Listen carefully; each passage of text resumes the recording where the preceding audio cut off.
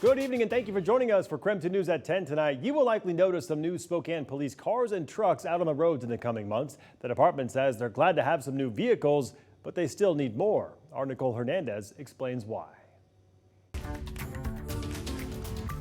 Spokane Police Department has 150 patrol cars. This is one of the most important pieces of equipment we have. Of those, 58 should not be on the road. It's typically 5 years and or 100,000 miles for these cars. More than a third of the patrol fleet are over that, and that's just patrol cars. If you include the entire fleet, there's 123 over 100,000 miles. We put a lot more stress on vehicles than your normal everyday driver. A lot of stop and go, a lot of emergency driving. So in 2022, the department ordered 72 cars. Since dealerships were on back order, we're just now starting to see those on the streets 2 years later. And some won't be the normal SPD cars. And due to some supply and demand issues, we were able to purchase some F-150s. These are in the shop now getting commissioned for police work. So great, that solves the problem, right? Well, no. SPD says another 42 of their cars are almost at that 100,000 mile point.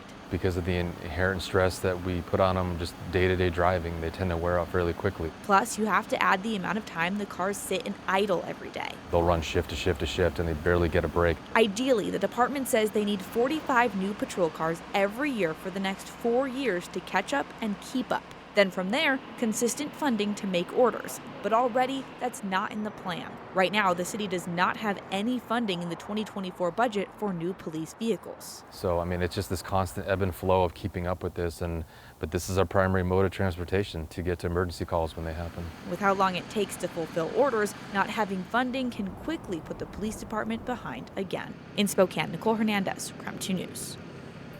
And now to our night beat with a quick look at today's top stories. Spokane police are investigating tonight after pulling a body from a portion of the Spokane River that runs through Riverfront Park. Police say they were in the river gathering evidence for an alleged robbery investigation, and while searching for that evidence, they also found a body. The body is now with the Spokane County Medical Examiner. A cause and manner of death will be released at a later time.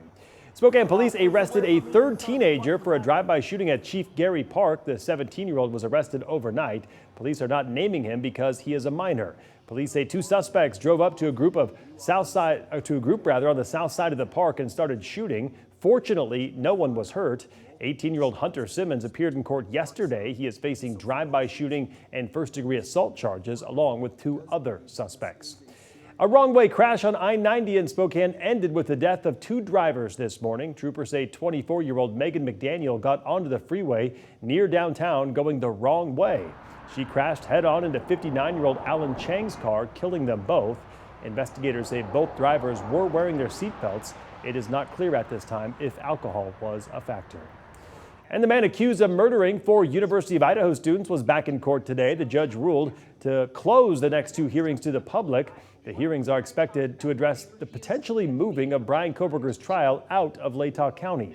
A trial date has not yet been set.